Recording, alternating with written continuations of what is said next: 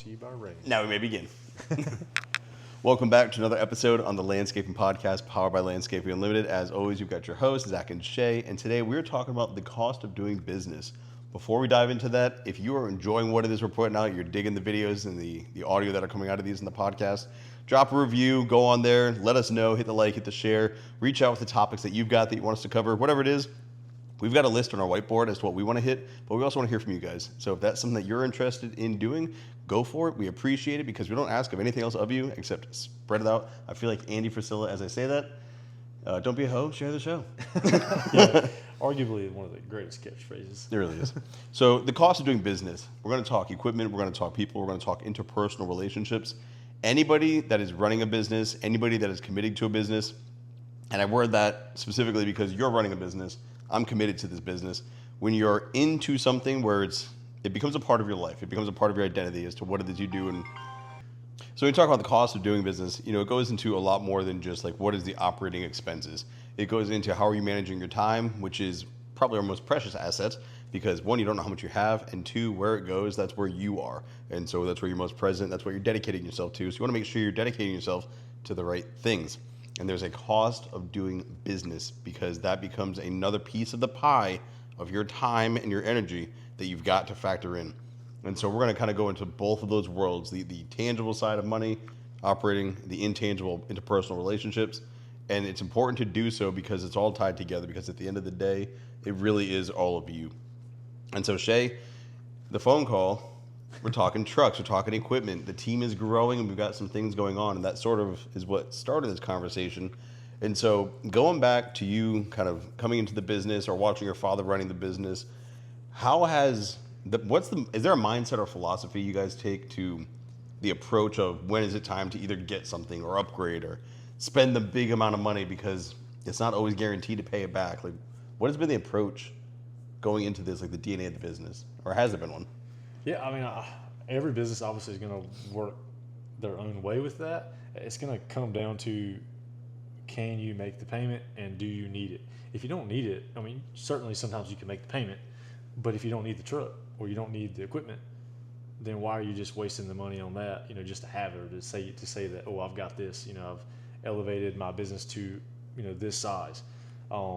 Certainly something that in your business plan, you need to have it all written out before you go, well, I want this, so I'm going to go buy it because I can. As a personal goal, yeah, maybe that's your personal goal, but as a business, it needs to be part of the business plan. There needs to be something you're going to use that equipment for to make money for the business. If you're just going to go get it to say you have it, it's probably not the best idea. And for us personally, in our business, it's always been a need. If you have to rent something a few times, then you probably need it within your company. So that's usually how it drives us to like, all right, we need this within our company. Are our man hours that we're billing out for bringing enough money in to pay for that piece of equipment? And so if your man hours are bringing in the money to pay for the equipment, then you can go buy it. If you're running the numbers and you're going, well, man, I can't buy it because I don't have enough money to pay for it, but I need it, well, then you need to adjust your man hours so that you can figure out how to get that piece of equipment into your fleet. Whether that's truck, lawnmowers, weed eaters, I mean, pretty much you name it, it's an expense to the company, and that is how you should decide, if you need to buy something. Earlier we were talking about winning the lottery, and do you take the lump sum or do you take the monthly payment? And we had a disagreement on certain entities getting a certain amount of money. But overall, there's a consensus of having a sense of awareness as to like how you would manage the money.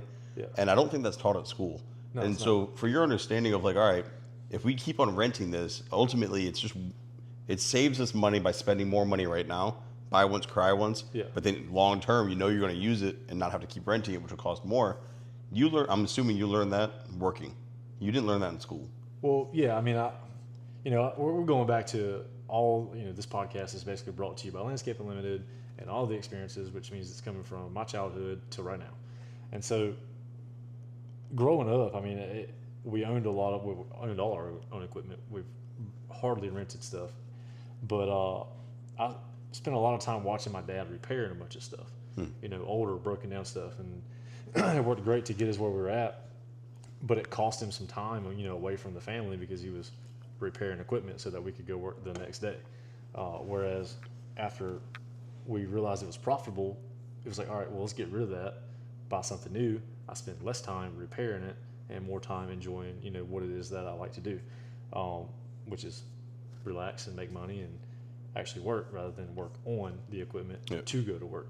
So that's something I grew up seeing, and it's kind of molded me to the point of, hey, if I have to fix this every day, why am I fixing it every day? Can we get rid of this thing and get something I don't have to work on every day? And that's a conversation I know that me and you have had numerous times over the past few months with some stuff that's kind of getting outdated within the fleet that we need to start rotating out. So you brought up your dad working on the equipment, and it makes you think of a lot of conversations we've had about time. Like even when you clock out, like I clock out, I don't think you ever clock out. When I clock out, it's like I try to be as intentional as possible with the kids, but then balancing photography. For you, it's like clock out, meaning not with us, but then the gear or whatever it is that you're working on. How have you found, does it come in seasons? Like there were seasons where like, all right, dad's gone a little bit more because he's got to work on this, but then you pull back and like, all right, now it's more time with the family, less time doing repairs. Is it based upon the stuff breaking down, or is it based upon you realizing there's two, or how did your dad do it, I guess, also? Was it certain windows of time, like maybe the growing season, he was gone a little bit more, but maybe winter home a little bit more? Or was it kind of like you could just get a litmus test in the family of like, all right, I've been gone a little too much, trying to pull back a little bit? What's the kind of the gauge there? Yeah, I mean, for me, because I think a lot of business owners go through that. Yeah, I mean, for me, I grew up seeing my dad work a lot, but I spent a lot of time, working with him because I also enjoyed it. My brother, pretty much the same conclusion there is we were spending family time, on the job, and it wasn't like a sit there, don't move, don't touch nothing. Hold the flashlight right. Which I am, I am guilty of sometimes with my two boys. And as I say that, I'm like, man, I need to fix that. And I try to be more lenient with him. My 3-year-old, sometimes I want to ratchet strap his hands to his chest because if I'm fixing something, he's breaking it apart. But at the same time, that's what kids need to grow, and that's what I had watching my dad work. And I think that also gave us the family time that maybe I wasn't getting because he was at work, but I was at work with him. So then it was bonding with him over that. But my dad, I had a great father, so I'm very biased as how that goes. I had a great dad, spent a lot of time, with us, teaching us. He never was angry with us unless he needed to be angry with us. So, I mean, I had a great relationship with him, which translated to great working relationship with him. And now with me, I'm seeing that my dad passed away at a young age. So, like, I know that life's short. Time is certainly one of those things you never know when your day's coming. You want to be right with the Lord, and you want to make sure that, everybody that you're here with, you spend as much time with them as you could. So I'm trying to transition a lot of this time, in the company to where I can be at home more, be a more present father, and spend time with spend time with my kids, and make sure that when I'm with them, I'm with them and not off to, Wonderland in my head, worrying about this job and this job and this job. That's something that definitely takes time to figure out. If you're a new business owner, or you're someone that's been in the business but you're always stressed and family time is not family time, you certainly have to sit down and assess what is important in your life. And I can go ahead and tell you right now, if the answer is not your family and your business is more important than them, your business will fail. It'll fail quicker than what you think, and you'll see it go downhill fast. And you can't, it's one of those like the snowball effect. You really can't stop it until you get your priorities straight at home. That would be the cost of doing business there, is you'd lose your family trying to save your business, and it's not worth that. I think we might have got a little side tangent. No, tangents are good, man. So I was just thinking about that. There's probably a lot of guys out there who, well, I'm doing this for you, and we brought that up a few times. Like the wife is like, you're not home for dinner, or like whatever's going on, and it's oftentimes what I've learned, and I've been guilty of it as well, and I had to fix this in my own mind. It was helping them understand like why you were doing what you're doing, or making them a part of doing what it is you were doing. Yep. And so they'd be like, oh, like you're doing this because of that, as opposed to you're doing this because you don't want to be home. Yep. You get rid of that when you just explain like, hey, if I fix this now, I can have the next 4 days of nothing. But I've like, and that's what I mean by the season as well. Yeah. If I work really hard these next 2 weeks, it opens up the next 6 months. But if I just kick the can down the road each day these 2 weeks, it'll be kicking the can and having like 70% of me for the next 6 months, instead of you lose maybe 50% of me, 60% of me now, but you get 100% of me then. That's right. And I think it's important for people to have those conversations with their spouse, with their kids, and like you said, to make them a part of it, bring them on in, sometimes literally. And I think Sure, they'll slow it down. You know, like they might be throwing the wrench, dropping the flashlight, doing whatever it is they're doing. But it's like when they're cooking with you, like, yeah, they slow it down, they drop an egg, whatever. Like, that's a part of it. You know, it's about the process of enjoying the time with them, not just getting to the product as fast as possible. That is, I think, a part of the issue I have with like modern living is everybody wants like the Keurig, and like I like a pot of coffee, man. Like I like to scoop the grounds in. I like to heat it up. Have it go. Actually, I like Monster, but if I had coffee, I'm definitely more of like a pot of coffee or like a French press guy than I am a Keurig guy because I don't want just instant press a button. I like the process of it. I like the process of photography. I like the process of the work that we do. Yeah.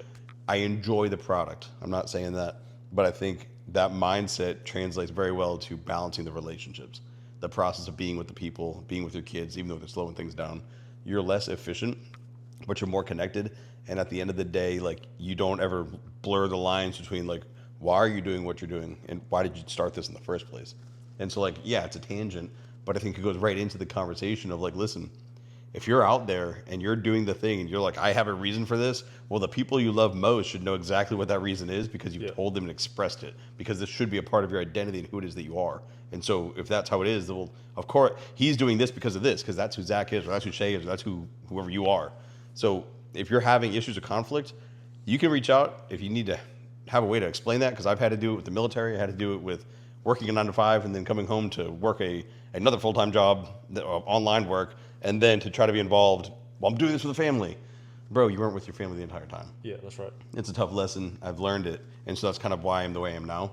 But if you haven't learned it yet or you're going through it, definitely our experiences can help accelerate that for you. So again, reach out if you need help with that. It's a shitty conversation to have, but it's one that's necessary. And sometimes you just need some guidance on how to do it. Because if you haven't seen somebody else do it, you might not know. You might think like, well, the problem's them. It's not me. Yep. And now there's a rift. Yep. I mean, so going back a few years, you know, my oldest son now, he's 5. Getting ready to turn 6 actually on June 24th. So Nice. I'm excited for his little birthday party at Great Wolf Lodge. Hopefully he'll go down the water slide this time. But going back a few years here, you know, after my father passed away, I kind of ran with the business. I thought if my phone rang and someone asked me like, "Hey, can you do this?" that I had to say yes, and like I had to get to their house like right then, fix their irrigation leak or fix their low voltage lighting or whatever it was they wanted. I had to do it right then, and if I didn't do it right then, the world was going to end. And what I realized after I got married, after I had my first kid, my second kid, my third one's on the way, is that that's not the most important thing in my life. You know, that would be the cost I would be losing if I continued down that path. I mean, sure, the business was doing great for like 2 years where I worked Monday through back to Monday, and every person that called was like, I dropped the hat, you know, to service them. But then there was no respect from the customers either. At a certain point, was like, oh, we don't appreciate you dropping your whole family on a Saturday to come fix something that could have waited till Monday. Yep. And so after I realized that, I was like, you know what, family will be a priority to me so that I don't lose them. And then I'll work on the business, you know, right below that. There's also times though where it's like, all right, then you explain to the family, hey, I have this job coming up because this is the service that we provide, and the timeline is extremely tight. Yep. So I will have to work this weekend because we have to meet the timeline or the deadline. And like you said, if you're upfront with your family about that, you know, or they know what they're getting into, you know, my wife married into the business, if you will. I was already running this when I met her, and so she knew what she was getting into. The biggest example I can give of that is Beast Games Season 3. I mean, Over 100,000 square feet of turf laid. yeah, I mean, you worked with us on that one this season, and the hours that were spent out there in a week, you know, I know I logged a little over 106 hours over 7 days where it was just work sun up to sun up, and then you show up the next day and it's like, whew, we got to do that again because someone ruined it. You know, the 1 hour we weren't here, someone ruined it. Now we got to do it again. But I mean, conversations with my family were like, hey, I've got to go do this because the time frame is this and we have to finish it. But after we finish that job, you know, I'll be back home when dinner time's here, and I'll be here for dinner and this and that. And my wife understands that. My kids understood that. My kids thought it was the coolest thing in the world. It's cool when you can say, you can name drop. Yeah, yeah. So, I mean, but you definitely have to have that conversation or else it'll cost you something that you can't get back. It'll be something that you'll regret. Arguably, I would think you would regret it for the rest of your life. Something you can't repair. So I want to now shift it to the other side of the pendulum, to where we're talking about the cost of doing business when it comes to those clients. And so as you grow, you might have at one point been able to be like, I can be there at the drop of a hat. And then the customers expect that, but the business has grown to where you can't do that anymore. And they're saying, well, then you're going to lose me as a customer.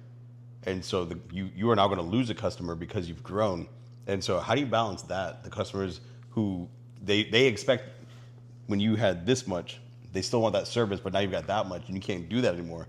So letting go of a customer, because at the end of the day, it's the greater for you because of your growth, but also them because they want something you can't give anymore. Yeah. So it's at a young age, I was kind of told this, like, it's easy to get to the top of the mountain. It's hard to stay there because, as you're at the top, everybody's grabbing at your feet, trying to pull you down, and those being customers or competition or whatever. But when you get there, you get there fast, and so then you find all the problems on the way. And usually you get there, then you find the problems, and you're like, crap, I can't fix this while I'm at the top. And a lot of it's from having bad infrastructure. But no, losing that customer sometimes, it depends on how you're running your business. But if you're upfront with them and you say, I can't get there until this time because of this, and then they still can't understand or reason with you, well, losing that customer isn't such a bad deal.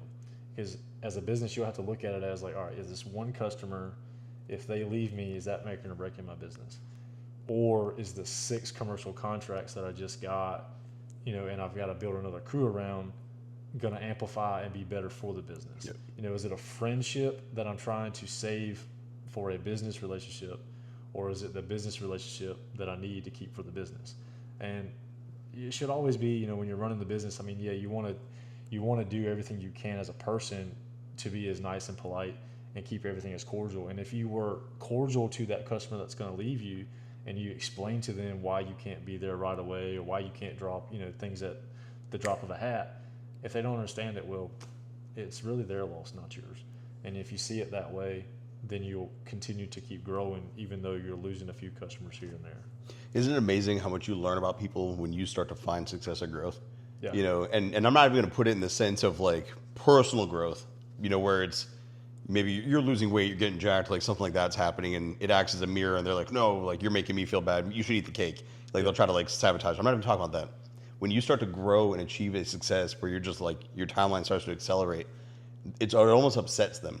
Where those who really have your back, they will throw rocket fuel on you as you go. And I was just thinking about Courtney's bread. She's literally got a bun in the oven, with baby 3. But like when she was actually baking bread, she put it out there on Facebook, and I was like, dude, this is the coolest thing. Yeah. I was like you, I was like, you're taking over. Like you're gonna be the best bread person ever. Yeah. And I remember one time she came in, she's like, hey, here's a loaf, and I was like, it's like $20, whatever. And I was like, here, I want to like try paying her, and she's like, no. And I was like, you don't understand. I want this. I want to know you're buying flour, you're buying ingredients with money that I gave you, so you can go grow this to go even more, to take it even further. And it was like, she's appreciative. Yep. I think she didn't take it. I think I gave it to you, and then we got monsters or something. But I remember thinking there were many times in my life where I'm like, let's say photography or whatever, or whatever's going on, like certain people I thought had my back wanted the discount, they wanted to take, they didn't want to give, while other people who out of nowhere, almost strangers, were supporting me more and saying, I want to buy this, I want to support it, I want to do that. And it was wild. There was a time you actually booked me for coverage of the anniversary, and I was like, bro, I'll just do the photos, like it's cool. And you're like, absolutely not, like I want to support the business. And I was like, dude, like cool, like I appreciate it, thank you. And it's just interesting to me how it happens right around the time of like growth, success. Z Photography is growing. I guarantee there's a moment where Landscape Unlimited is growing. Little Brick Bakery. Yeah. It's growing. It's like there'll be times and windows there where you're like, you see people for who they really are, and you'll see kind of like the where they stand with your growth and success. Yeah. And sometimes it causes you to lose kind of the romantic fairy tale you had with an individual, and you're like, I thought you were here, and now I know you're here. And no hard feelings. We'll stay cordial. Everything will be cool. And I've got a few people in my head right now where I'm like, we're good. Like I don't have any ill will. But like I also know that when I'm at a spot, like you're not going to be there for me. I'm going to have to find a way to make it on my own. Where before I thought they could serve not as a safety net, but they were going to be there to kind of prop me up if I was ever down. Yeah. And it's interesting that business does really open your eyes to the reality of who people are, where they stand, and what they're about when it comes to your success. Yep, that's right. I mean, I think a lot of this goes back to the Bible. Always. I mean, It's a solid foundational text. I've told you 1,000 times, go to church on Sunday, have a better Monday. Running a business here recently, I mean, I've been a Christian now or been reborn, I guess, Christian, since like 2013, early 14. And I can't remember the exact date I got baptized. But really been diving more and more into the faith. And over and over again, I start asking myself, like, man, I keep hitting all these snags, keep hitting all these, things that I didn't see coming, and it's getting harder and harder. But then I think about it, and I'm like, man, these are the trials and tribulations, like in my personal life and business life. And I'm not even mad that I have these issues, because these issues show me something that I need to fix. And so I just see it as a little issue, and I just go fix it. And then that goes with customers too, customers or even employees. I mean, it's like when a snag comes up, it's like, all right, why is the snag there? Mm-hmm. If I remove the snag and I get rid of it, is the business going to fail? Is my relationship going to fail, or whatever? Or how can I fix the snag so it doesn't happen again? You figure all that stuff out, and you've got a system that'll work, and you can continue to grow on all aspects of things. As far as people want to support you and support what it is you do, we talk about the customer that's not understanding, and you lose them. But I don't think we talk about the customers that are understanding enough either. Yeah. And I have one customer in mind that texted me today, and so like while it's on top of my head, I'll give them a shout out. But TJ Sawyer's Fun Park, the man is a genius. He's trying to do some great things in Pitt County. He's trying to do great stuff. He's on the news a lot right now with just getting shut down. But you couldn't ask for a nicer customer who will text you and be like, hey man, I need this done. And I'll respond back like, I can't get to it for like 2 weeks. I'm sorry. And he's like, hey man, no rush. Like, I understand. Just get to me when you can. Low priority. And I'm like, man, you don't know like what that means to me. I mean, yeah, I want to get to you faster now. Like, I want to drop what I'm doing and come to you. And it's just that little bit of like, I want you to do it regardless of if you're busy, or regardless if it'll take 2-3 weeks or whatever to get there. I want you to do it. Like, I'm not asking someone else to come fix it. Like, I want you to do it. And that means a lot to me, similar to, your photography stuff. I mean, you have people that always say, I want Z Photography Media covering this. And they don't ask anybody else. There's a special place in my heart for those people. Yeah. Like TJ. There's a special place where it's like, it's good to know there's good.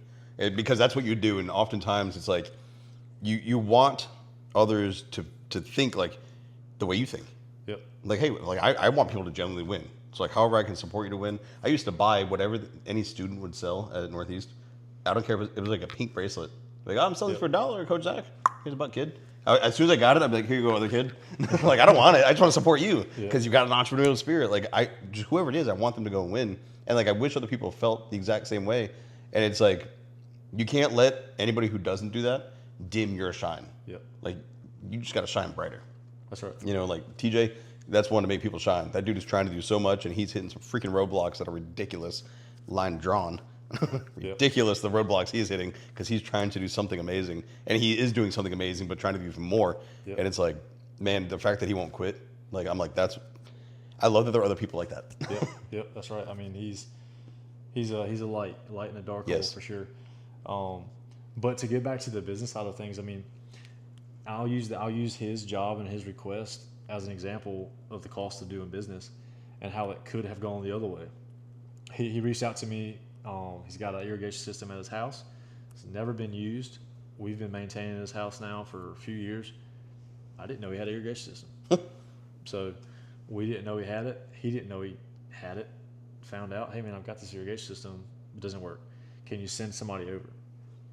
Well, we've grown to a point where I don't have someone that I can send to diagnose an irrigation system that no one knew was there. Yep. If someone knew it was there and someone was like, hey, I got a leak or I need to test this, then yeah, I've got guys I can send and they can go turn the clock on and do a routine service and check. But a system that hasn't ran in years and might not come up or might have some wiring issues, I don't have someone on staff right now that can go diagnose that. So that's me. And that's one of the costs of growing, is that sometimes you might hit an area where it's like you're stepping out of a role that you used to do because you're getting pulled in more directions and you have to be here. And so that's a cost of doing business, is like, well, I might have lost that customer because I couldn't go get to him. Mm-hmm. Fortunately, TJ is an awesome dude and understands that and is able to wait. But that's also something that, as I'm texting him today and explaining, I'm going, man, I need to reevaluate this situation so that this situation doesn't happen again, because now I know that I've got pulled out of that role and I need someone to go back into it. So, as a business, you're always learning every day as to how to do it better, even though you're growing and you're succeeding, in ways that you never could have imagined, or people are looking at you, or seeing your business and they're going, man, you got it all, but they don't see, they don't see the downfalls of it. Yeah. So, I mean, that'll be a whole nother podcast. Yeah. So you learn every day, and something that you can improve. No matter how great you think it is, there's always something you can improve, and every little bit of every little thing that you can improve is that much more fine-tuned, like a drag car. Shout out Tyler Rowe to your drag racing. You fine-tune that drag car, you can win some races. So I want to look at another part of that, because you were bringing up, the growth of it, the success of it. Let's look at Landscaping Unlimited. That is, Landscaping Unlimited and Shape Brick House go hand in hand. Yeah. That's kind of how it is. You're not just owning a business, running it like the mowers leave. Like, you are in the DNA of this company. How long, or was there a certain moment where you realized you had to do the uncomfortable thing and let go? Because I've seen it from mine, but I'm confident this happened before me. Yeah, there's been probably, I don't know, like I said, it's really my kids have really changed my outlook on life, which ultimately That's how it goes. was God, but it's come through the creation of my kids and then realizing that I needed to change things. So probably 5 years ago, I really started seeing it, that I needed to change how I was doing things and let go of some stuff, which is when you pretty much, like, how hard was that? It's tough, and well, and you see it daily. I mean, because you work with me. Mm-hmm. There are times where I'm trying to explain something, and I'm like, I'm just gonna go do it, and it's hard to let that go, because like I know, like, all right, if it's gonna take me 1 man hour, it might take some of these guys 2. But however, I also have to realize, if I don't let them do it at 2 man hours and understand what it is, then they'll never get to be able to do it at 1 man hour if I'm always grabbing their hands and doing it for them every time. And so that's something that's getting a lot easier for me to do, is let go of the responsibility of you just go sit over there and watch me work. Mm-hmm. And we're spending a lot more time training. We're spending a lot more time, talking to the guys about how to lead and, be good leaders and be, Say efficient. Fucking show initiative. Yeah, and have just more initiative and drive, to go. That's out word of the week, man. And want to do what it is you want to do. So it's really all of that. It's that's around the time frame of maybe 5 years ago, 4 years ago, 3 years ago, kind of when you were first here. I made that jump, and then you've come back. We've made numerous leaps and hurdles, in the past year that have forced me to let go. And if you listen to the podcast that I had with Ezra on the Blue Lawn Care Blueprint, yep, then you'll hear me reference something of like why we made such a large plan or goal, over the next upcoming years as to how large I wanted the business to go. And the point of that was to force myself to see the inefficiencies. And having such a large goal has created that. It has created like highlighter marks through our day-to-day operations of like, yo, you are inefficient in this area, fix it. And so that's how we're doing it. But it comes at a cost, though, because sometimes it comes at a cost of, man, I really like this employee, but things aren't working right. Yep. Like, we have to try to fix this, and it could come at the friendship you might have had with that employee, which comes at how you talk with them, and might lose the employee, you might lose the friendship. But at the end of the day, we're inefficient here. We have to fix that. We have to fine tune it. So that's a cost of doing business that sometimes is the unpleasant conversation you have to have. Yeah, I mean, people have a hard time understanding that business is business. Yeah. And it's like, listen, you can't take this personally. This is about this, not you. It's about this in the company, the situation, the role, whatever it is you do, like speed, whatever the thing is. That is the problem. It's like, oh, I hate you. It's like, see, you made it personal. You're no longer talking about the idea. You're no longer arguing with like what's going on here. You're going after what's here because emotionally you're hurt. You know, where egos, they're a thing, and that is a cost of business. You know, one thing that I've noticed and what inspired me to ask that question was we hired a new team leader mechanic, kind of a jack of all trades, and that's what he calls himself, and it's pretty impressive because he really is.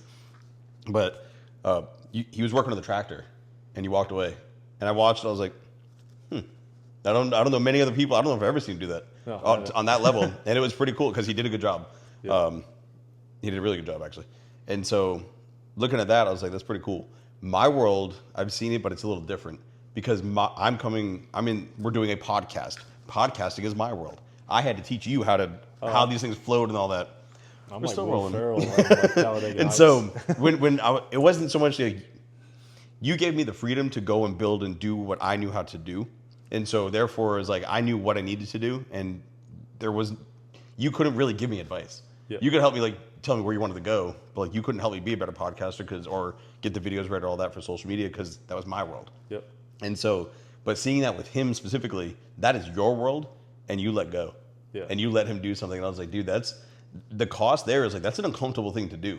Like that is a very weird thing when you do something for so long that you're the guy that you got to have your hands on it. You took your hands off and did something else, and I was like, damn, like here we are. Like that's pretty cool. Yeah. And for other business owners, like there will be a moment where you've got to accept the uncomfortable thing is what's necessary to be done for you to grow.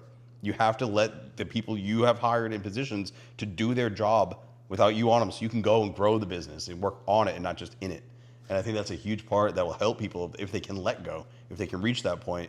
Well, now you were able to do something completely different, which accelerated that getting fixed, he got that fixed.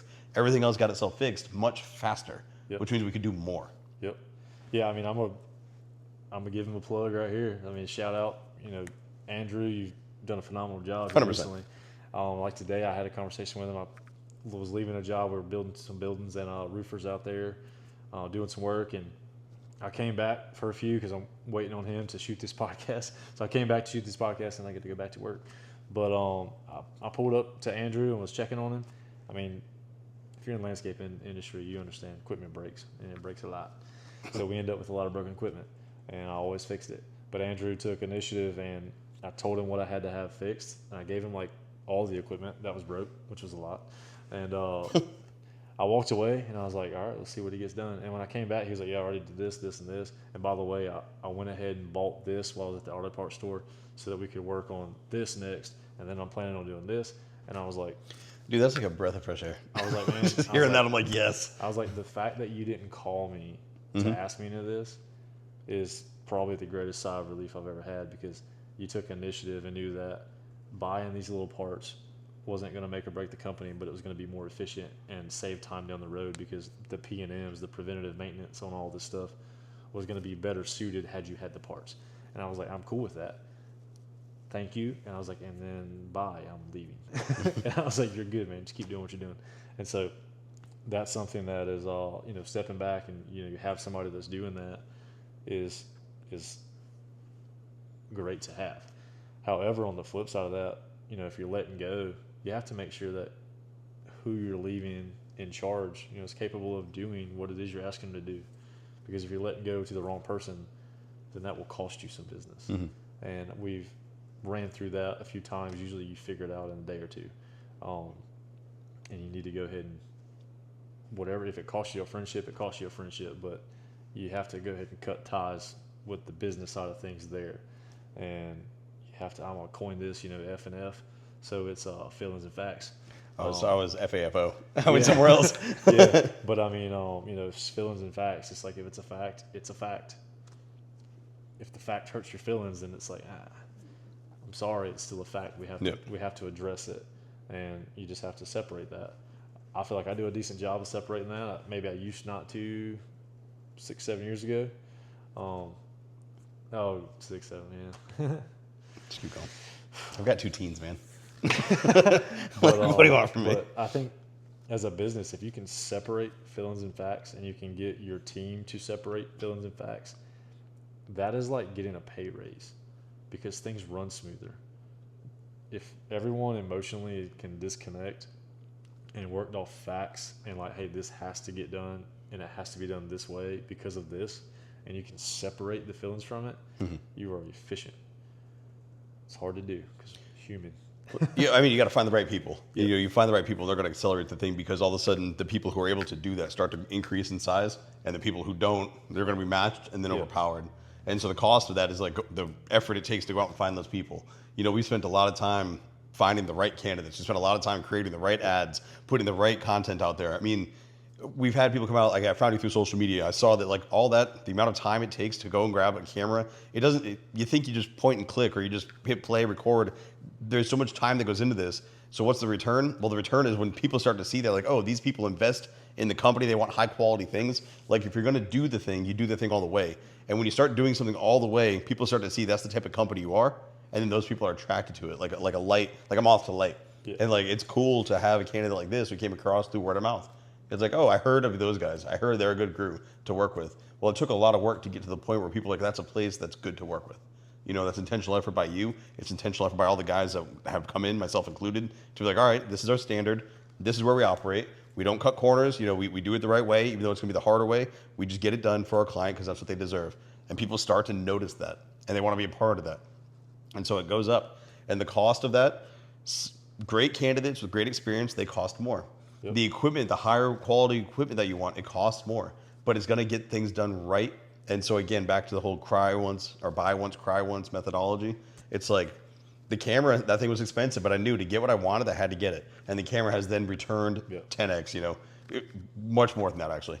And so being able to just understand the cost is an investment and not just an expense. That little mindset right there, it's like the cost of the person, that's an investment in the person, which is an investment in the company. The cost of that camera is actually an investment in the business, which has returned. And I think so that's where it starts to spin from it being a negative, that it costs money. Yep. And completely inverting that, the cost of what you give. So if you want, we've already said, like, we don't ever try to go out and win on price.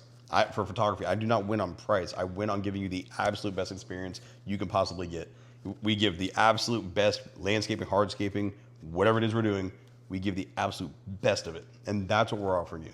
And so that's what it's going to cost to get us. Yep. And I think that is a good thing. People should know their value, but you've got to deliver once you put that out there. Yep. Yeah, I mean, sometimes I've always like estimated work a few ways, and I would estimate a job. This comes into payroll, truck expenses, your daily operating expenses, all this, comes into how you estimate a job. Sometimes I would estimate a job and I would estimate it and go, there's no way they would pay that. Like, let me shave this down, and I would just kind of get a number that I thought was comfortable. And then I'd get the job, and then I'd do the job, and I'd go, man, we didn't really make any money on this. Customers happy, but I didn't really make any money. And here recently, we have lost a few jobs where they have taken longer to get back with us because the cost would be more. And I had to separate my feelings of what I felt like versus that's what the cost is. Yeah. And we have to do it for that, or we can't do the job. And so we might have lost a few jobs. However, that's what it is. And I have to separate my feelings from it. Whether it's a customer we've had for a long time or a property we've maintained for numerous years, and I can draw the property from memory. I just have to go on with the day and understand that the business has to succeed beyond that one friendship with that customer.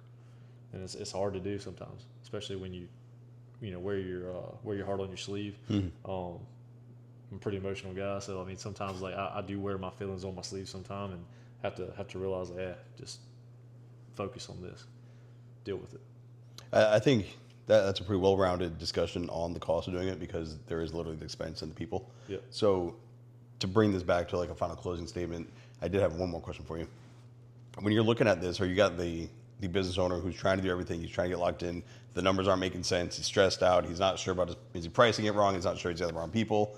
Whenever you're in that place where it's just storm clouds in your mind, where did you go? How did you find peace to get out of that and find the light and just keep on going forward? Because they might be listening right now and be like, dude, you guys are talking about me. I'm struggling. So Yeah. how do you get out of that? So I've been there. I mean, there was a point, I think in another podcast I had talked about before, where I was ready to just let the company go. Was ready to go work a 9 to 5 or a 12-hour shift. I mean, somewhere else. I was burnt out with it because the stress just beat me up. Um, Ultimately, praying saved me on that, and having the right people around me that I could talk to. So one, talking about it with somebody helps you out. Praying about it ultimately should be number one. Pray about it, because God will work miracles in your life. This isn't a Christian podcast, but I'm a Christian, so it's a Christian podcast right now. But pray. I mean, there's really no better way to say it than to pray about your struggles, and God will point you in a direction or put someone in your life. I don't believe in coincidences as far as like, oh, this just happened. I mean, I guess it is a coincidence. I think that's the term used, but it's like the term itself doesn't capture like the meaning of it.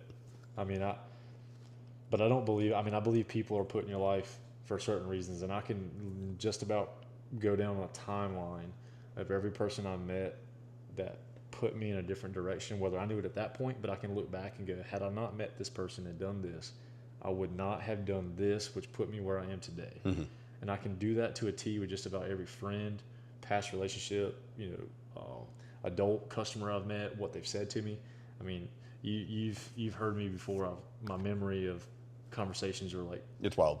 Pictures of stuff is like pretty vivid, but I can pinpoint all that. And when I look back at it now, I look back at it, from like scripture standpoint.